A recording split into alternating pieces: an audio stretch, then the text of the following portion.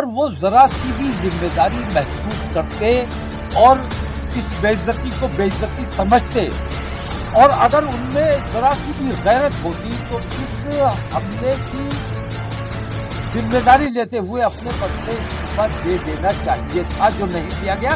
इन लड़कों ने जो काम किया है, इनका इस काम के असली मकसद क्या है, उस मकसद को समझने की जरूरत है।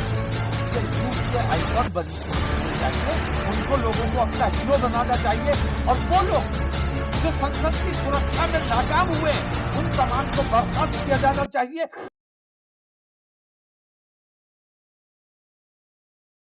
संसद पे अभी हमला हुआ, कहा जाता है कि देश सुरक्षित हाथों में है, लेकिन संसद पे जैसे हमला हुआ, क्या लगता है आपको कि देश सच में सुरक्षित हाथों में है? अब ये तो तमाम दुनिया देख रही है कि कितने सुरक्षित हाथों में है और कितने जिम्मेदार हाथों में है। अगर वो जरा सी भी जिम्मेदारी महसूस करते और इस बेइज्जती को बेइज्जती समझते और अगर उनमें जरा सी भी गैरत होती तो इस हमले की जिम्मेदारी लेते हुए अपने पद से इस्तीफा दे देना चाहिए था, जो नहीं दिया गया। इसका मतलब यह है कि बेगैरती का कंबल ओढ़कर बैठे हुए हैं, कितनी ही बेइज्जती की जाए ये अपना पद छोड़ने को तैयार नहीं होंगे। लेकिन जो लोग कार्रवाई की मांग कर रहे हैं या इसकी मुखालफत कर रहे हैं, उन्हें सस्पेंड किया जा रहा है संसद। एक बात समझ लीजिए, मुझे जब ये धुएं वाला बम चला पार्लियामेंट में तो मुझे शहीद भगत सिंह याद आ गए। बम उन्होंने भी मारा था, पार्लियामेंट पे मारा था, और ऐसा नहीं मारा था जिससे कोई नुकसान हो, किसी की हानि हो, जानी या माली नुकसान हो। उन्होंने सिर्फ लोगों की तवज्जो अपनी तरफ मबजूल करने के लिए, और ये कि कितना जुल्म हो रहा है अंग्रेज सरकार द्वारा हिंदुस्तानियों पर, ये बताने के लिए उन्होंने ये काम किया था। इन लड़कों ने जो काम किया है, इनका इस काम के पीछे असल मकसद क्या है, उस मकसद को समझने की जरूरत है।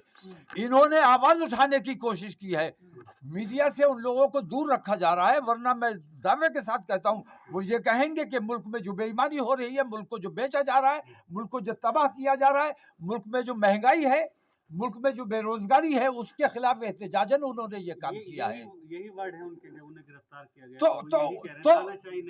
तो ये तानाशाही वाले लोग बिल्कुल वही अंग्रेजों वाला रवैया उनके साथ इख्तियार कर रहे हैं। जिस तरह अंग्रेजों ने शहीद भगत सिंह के साथ किया, उसी तरह इन बच्चों के साथ मुझे लगता है कि किया जाएगा।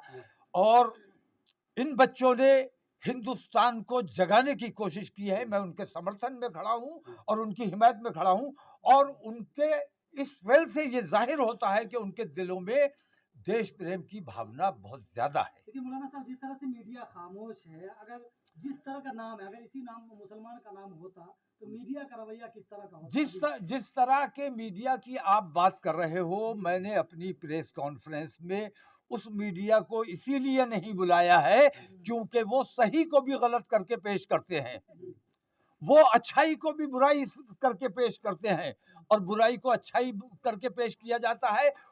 अगर उन मीडिया वालों में, इस गोदी मीडिया के दिलो दिमाग में जरा सी भी इंसानियत होती तो उन बच्चों की हिमायत में बात की जाती, उन बच्चों की मुखालफत में नहीं की जानी चाहिए। लेकिन 9 साल जिस तरह विदेशों में डंका बजा, वहीं अब ये भी तो बात कही जाएगी ना कि देश की संसद तक सुरक्षित नहीं है, तो ये तो देश की बेइज्जती हो रही है। नहीं तो देश को बेइज्जत करने का ही काम नरेंद्र मोदी और हमारे अमित शाह साहब कर रहे हैं। अमित शाह ने, मैंने सुना कि उर्दू के अल्फाज पुलिस में के जो इस्तेमाल होते हैं उनमें से कितने उर्दू के अल्फाज निकालने की बात कही।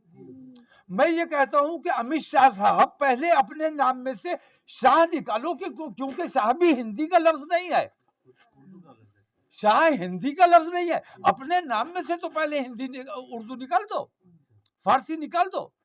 अपने नाम के साथ तो तुम रखोगे, लेकिन कानून में जो अल्फाज इस्तेमाल किए जाते हैं, पुलिस में जो इस्तेमाल किए जाते हैं, उनसे तुम्हें हिंदू मुसलमानों से इस कदर नफरत क्यों है, उसकी वजह बयान करना चाहिए।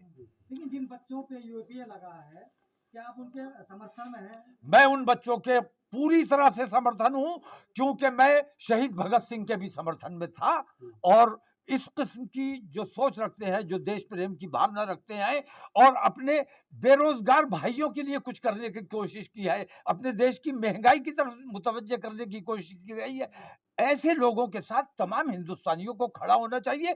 वो लोग जिन्होंने पार्लियामेंट में यह काम किया है, वो लोग मैं समझता हूं कि हिंदुस्तान के यूथ के आइकॉन बनने चाहिए, उनको लोगों को अपना हीरो बनाना चाहिए और वो लोग जो संसद की सुरक्षा में नाकाम हुए, उन तमाम को बर्खास्त किया जाना चाहिए और खास तौर से अमित शाह को जिम्मेदारी लेते हुए अपने पद से त्यागपत्र देना चाहिए। और आप लोग कोर्ट के पास जा रहे हैं, परमिशन आपकी हटा दी जा रही है, मतलब आपको और कहीं कैसे ना कैसे बाउंड किया जा रहा है, तो क्या गारंटी है जनवरी या फेब में जो आप कह रहे हैं उसमें दोबारा बाउंड नहीं किया जाएगा? क्योंकि इलेक्शन के बाद सरकार जो है वो बीजेपी की बन रही है सूत्रों के हवाले से, तो क्या आपको लगता है उस समय प्रेशर नहीं आएगा?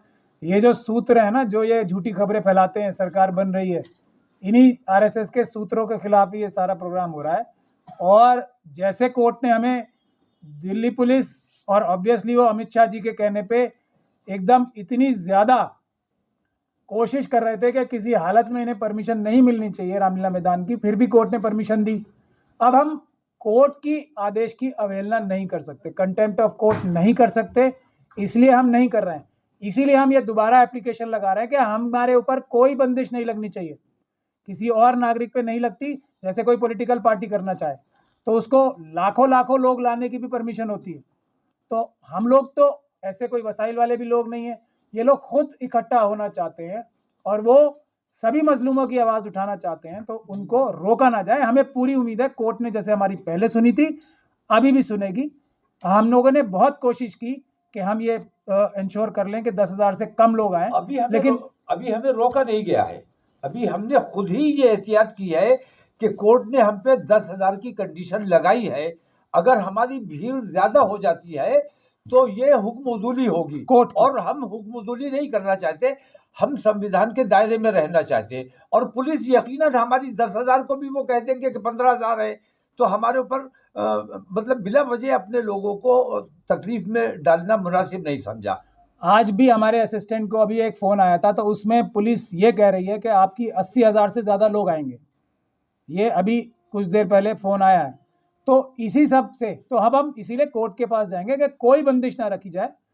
हम चाहते हैं कि बगैर बंदिशों के मुल्क की और संविधान की रक्षा के लिए मुसलमानों को एक ऑल इंडिया मुस्लिम महापंचायत तय करके आने वाले रास्ते को तलाशना चाहिए, तलाशने का मौका मिलना चाहिए और सभी मजलूमों की हिफाजत के रास्ते को तलाशने का मौका मिलना चाहिए। सर, आपने मुस्लिम महापंचायत जो बनाई है, मतलब जैसे कि नाम से ज़ाहिर मुसलमानों के लिए, तो सर जो मुसलमान है मतलब उनको तो कोई लीडर नजर ही नहीं आता, कौन लीडर किसके पीछे हो जाए, इसका कहना माने वो किसको वोट दे किसको वोट ना दे, मतलब कोई लीडर नजर नहीं आता। मैं किसकी बात मानी? इसीलिए पंचायत की जा रही है, किसी एक की बात नहीं माननी है और खुद ब खुद फैसला भी नहीं करना है, मीटिंग करनी है और सर जोड़ के बैठना है कि हमें क्या करना चाहिए। तो मैं भी आम मुसलमान की हैसियत से, वकील साहब भी आम मुसलमान की हैसियत से, हम आम मुसलमान को बुला रहे हैं, उन सबसे सर जोड़ कर बैठेंगे, बातचीत करेंगे और फैसला करेंगे कि हमें क्या करना चाहिए। सरकार तो सर कहती है मुसलमान का वोट ही नहीं चाहिए हमें, तो वो तो ये कहते हैं वैसे भी जीत जाएंगे नहीं आए तो मुसलमान, तो सर इस हालत में आप मुसलमानों की किस तरह हेल्प करेंगे? नहीं, मुसलमान का तो वोट किसी को भी नहीं चाहिए। कांग्रेस भी भारतीय जनता पार्टी से ज़्यादा बड़ा अपने आप को हिंदू दिखाने की कोशिश करती है। कभी वो गदा लेके चलते हैं, कभी जनेऊ कपड़ों के ऊपर पहनकर अपने आप को हिंदू साबित करने की कोशिश करते हैं। तो हिंदुत्व के जो आरएसएस का जो मकसद था उसमें वो कामयाब हो चुके हैं। हमें इन तमाम चीज़ों से ऊपर ले जाना है। मैं ये कहता हूँ, आपसे सवाल करता हूँ कि भारतीय जनता पार्टी के दौर में ही, दौरे हुकूमत में ही पार्लियामेंट में क्यों हमला होता है? 23 साल पहले भी एक हमला हुआ था जिसमें हमला आवर मारा गया, अब फिर हमला हुआ, हमला आवर जिंदा पकड़ लिए गए, तो पता चला कि कौन लोग थे। मैं ये कहता हूं कि प्रधानमंत्री को और गृह मंत्री को इसकी जिम्मेदारी लेते हुए अपने पद से इस्तीफा देना चाहिए कि नहीं देना चाहिए। उनकी बड़ी जिम्मेदारी है, उनकी जिम्मेदारी है। करोड़ों रुपया माहाना जिस सुरक्षा पर खर्च किया जाता है, जहां मेंबर ऑफ पार्लियामेंट को मोबाइल तक ले जाने की इजाजत नहीं है, वहां लोग बम लेकर चले जाते हैं। तो ये जिम्मेदारी गृह मंत्री की खास तौर से है। गृह मंत्री को चाहिए कि इसकी जिम्मेदारी लेते हुए अपने पद से इस्तीफा दे। तो भारतीय जनता पार्टी किस किस्म का उनका माहौल बनाते हैं वो, और माहौल कौन लोग बनाते हैं, हमने इसीलिए उन लोगों को नहीं बुलाया, आप लोगों को बुलाया है, क्योंकि वो हमारी सही बात को भी गलत तरीके से पेश करेंगे। हमने उनको दावत ना देके आपको दावत दी है, ताकि आपके जरिए हमारी सही बात आम लोगों तक पहुंचे। तो हम जो करना चाहते हैं, भारतीय जनता पार्टी के बहकावे से निकलना है, तमाम पार्टियों के बहकावे से निकलना है। हमें अपनी शराइत पर, जो भारतीय बजरंग दल पे हमारी ये मांग है कि बजरंग दल आतंकवादी संगठन है, देश का माहौल अमन व अमान बिगाड़ने का काम करता है, विश्व हिंदू परिषद देश का अमन व अमान बिगाड़ने का काम करता है, इन पर जो पाबंदी लगाने का काम करेगा, हम उसका साथ देने के लिए तैयार हैं। जो इजराइल जैसे जालिम से अपने सिफारती ताल्लुकात खत्म करने का वादा करेगा, हम उसके साथ खड़े होने के लिए तैयार हैं। तो जो हमारी बातें, हमारी शराइत सुनने का और मानने का वादा करेगा, लिखित में हमें देगा, उसका साथ दिया जाएगा। हम भारतीय जनता पार्टी या कांग्रेस या किसी के भी जर खरीद गुलाम नहीं है, मोहताज नहीं है। हम अपना फैसला खुद लेने का काम कर सकते हैं। सर में ये जो डाटा आ रहा है उसके अकॉर्डिंग 92% से ज्यादा मुसलमानों ने कांग्रेस को वोट दिया है 3 राज्यों की अगर हम बात करें। उसके बावजूद भारतीय जनता पार्टी की सरकार बनी। कल एमपी के मुख्यमंत्री ने शपथ लेते ही पहला ऑर्डर ये दिया है कि जो लाउड स्पीकर लगाए जाते हैं उनको हटाया जाए। तो किस तरह से इसका लाउड स्पीकर इबादत गाहों से कहा है ना उन्होंने सिर्फ मुसलमान पे तो पाबंदी नहीं लगाई है। तो तमाम मंदिर मस्जिद सबके लिए उन्होंने ये ऑर्डर पास किया है। अगर इसमें कहीं तासुब होता है कि मस्जिद में बोलेगा तो नहीं बोलने देंगे, मंदिर में बोलेगा तो इजाजत दी जाएगी, ऐसा नहीं है। तो इस किस्म की, देखिए धार्मिक लोग हैं, ये धर्म की आड़ में अपने देश को और अपने धर्म को ये कितना नुकसान पहुंचा रहे हैं, इसका इन्हें अंदाजा नहीं है। मुस्लिम दुश्मनी में भाई मस्जिद पर पाबंदी लगाने के लिए आप अपने मंदिर पर भी पाबंदी लगा रहे हो, तो ये अन्याय नहीं है। लेकिन इम्प्लीमेंटेशन का जब नंबर आता है तो फिर उसमें गड़बड़ी कहीं ना कहीं नहीं, कहीं कोई गड़बड़ी इंशाल्लाह नहीं होने दी जाएगी। और जिस किस्म की ज्यादतियां की जा रही हैं, इन ज्यादतियों के खिलाफ हम संघर्ष के लोग हैं, संघर्ष करते रहे और इंशाल्लाह संघर्ष करते रहे। मैं शकील साहब आपकी बात का जवाब मैं भी देना चाहूंगा। ये ऑल इंडिया मुस्लिम महापंचायत को आरएसएस और बीजेपी रोकना क्यों चाहती है, कितनी शिद्दत से रोकना चाहती है, उसकी वजह इसी ऑल इंडिया मुस्लिम महापंचायत के एजेंडा में छुपी हुई है कि हम हर एक मजलूम की आवाज़ उठाएंगे। एससी, एसटी, ओबीसी और माइनॉरिटीज के लोग मिला के मुल्क में 88% होते हैं। तो ये जो 82% की बात आप कर रहे हो, 88% लोगों का जो ये जमावड़ा बन रहा है, और वो उस तरीके से बनेगा कि एक कम्युनिटी दूसरी कम्युनिटी की आवाज़ उठाए, मुस्लिम एससी एसटी ओबीसी की आवाज़ उठाएं, जो बाकी एससी एसटी ओबीसी हैं वो मुसलमानों की आवाज़ उठाएं, क्रिश्चियंस की आवाज़ उठाएं, सिखों की आवाज़ उठाएं।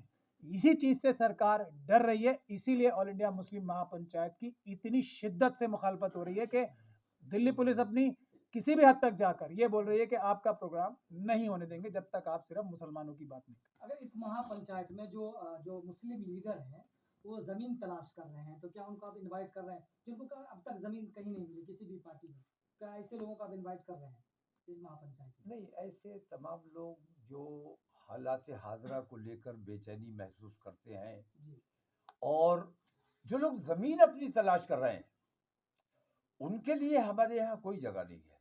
जो अपना मकसद कोई टारगेट लेकर चलते हैं कि हमें ये हासिल करना है, हमें एमपी बनना है, हमें किसी पार्टी के लिए काम, उनकी जरूरत नहीं है। हमें जो आम हिंदुस्तानी के लिए तकलीफ महसूस करता है, अपने देश के लिए तकलीफ महसूस करता है, देश की एकता और अखंडता के लिए बेचैनी महसूस करता है, उनको आम दावत है, उनके लिए आम दावत है। लेकिन जो एमपी बनने के लिए ज्वाइन करना चाहता है या किसी पार्टी पर दबाव बनाकर टिकट हासिल करने के लिए हमारे साथ आना चाहता है, उसके लिए उसकी हमारे यहाँ कोई जगह नहीं है। 2024 में संविधान चेंज हो रहा है, मनुस्मृति आ रही है।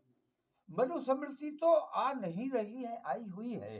मतलब मुकम्मल इसके खिलाफ हमें मुत्तहिद होकर जद्दोजहद करनी है। सर ये पसमानदा के नाम पर मुसलमानों को जो है इख्तलाफ पैदा किया जा रहा है जात बिरादरी के नाम पर, इसमें किस तरीके से लोगों को जागरूक किया जाएगा? जो नहीं, पंचायत वो तमाम लोग जिनका ईमान कमजोर है, जो शरीयत जानते नहीं, जो मजहब समझते नहीं, वो तो इस बहकावे में आ सकते हैं। लेकिन जो शरीयत को समझते हैं, जानते हैं, पढ़े लिखे हैं, अगर उनके साथ मस्जिद में तासुब होता है तो अशराफ व अरजाल का कोई मतलब है। अगर मस्जिद में कोई तासुब नहीं होता है, मस्जिद में तमाम लोग बराबर हैं, मस्जिद में अंसारी साहब हमारे आगे वाली सफ में होंगे, पीछे वाली सफ में हम होंगे, हम जब सजदा करेंगे तो उनके कदमों में हमारा सजदा नहीं होगा, सजदा अल्लाह की राह में होगा। तो अशराफ व अरजाल का हमारे यहाँ कोई तसव्वुर नहीं है। तमाम मुसलमान बराबर हैं, और छोटे बड़े अगर हैं तो वो सिर्फ अपने आमाल की बुनियाद पर हैं, अपने इल्म की बुनियाद पर हैं। 18 तारीख को इसका एक पुख्ता जवाब डिस्कशन करके ऐलान किया जाएगा, इस बात का एक पुख्ता ऐलान। सर मुस्लिम पर्सनल बोर्ड में महिलाओं के लिए कोई न्याय की बात नहीं थी सर वहाँ पर, तो सर उसके लिए क्या कर सकते हैं हम मुस्लिम पर्सनल बोर्ड में? ये मुस्लिम पर्सनल लॉ बोर्ड के लिए सवाल है आपका, ये उन्हीं से करना चाहिए। और कोई सवाल है? हमारे यहाँ ख्वातीन को पूरी इज्जत, बराबरी, हिस्सेदारी मिलेगी। जो हम लोग कोशिश कर रहे हैं उसमें पूरी हिस्सेदारी, बराबरी और इज्जत बराबर की मिलेगी। आपसे तो सर में बहुत उम्मीद है। मेरा सिर्फ एक सवाल है, मैं ये पूछना चाहूंगी कि कई बार तंजीमें बनती हैं, अभी कुछ दिन पहले भी एक वुमेन ऑर्गेनाइजेशन बनी थी, लेकिन कई बार ऐसा होता है कि वो सिर्फ कागजों पे रह जाती हैं, अमल में नहीं आती हैं। तो ये ये जो आप मुस्लिम पंचायत बना रहे हैं, ये कितनी काम करेगी और कितना अमल में आएगा ये? देखिए, ऐसा है कि बहुत पुराना शेर है, मशहूर शेर है, इरादे बांधता हूँ, सोचता हूँ, तोड़ देता हूँ, कहीं ऐसा ना हो जाए, कहीं वैसा ना हो जाए। हम कोशिश कर रहे हैं मुस्तकिल मिजाजी के साथ। हमें 29 अक्टूबर हमें तारीख मिली थी, पाबंदी लगा दी गई, हमने अपना फैसला नहीं बदला, हमने फिर कोर्ट से इजाज़त ली, कोर्ट ने हमें कहा कि दिवाली के बाद कीजिए। हम अपने लोगों को दिक्कत में भी नहीं डालना चाहते और काम भी करना चाहते हैं। तो मुस्तकिल मिजाजी से जो काम किया जाता है उसका कुछ नतीजा निकलता है, और हम दबाव से या हुकूमत के दबाव में आना ये हमारे तरीके नहीं है। हम जिस तरह काम कर रहे थे उस तरह इंशाल्लाह काम करते रहेंगे। हम कोई वक्ती तंजीम नहीं बना रहे हैं, सिर्फ कॉन्स्टिट्यूशन की हमेशा ज़रूरत रहेगी, और जब तक कॉन्स्टिट्यूशन की हिंदुस्तान को ज़रूरत रहेगी, इंशाल्लाह कॉन्स्टिट्यूशन की हिफाजत करने वाले मुजाहिद भी खड़े हुए आपको मिलेंगे। शुक्रिया।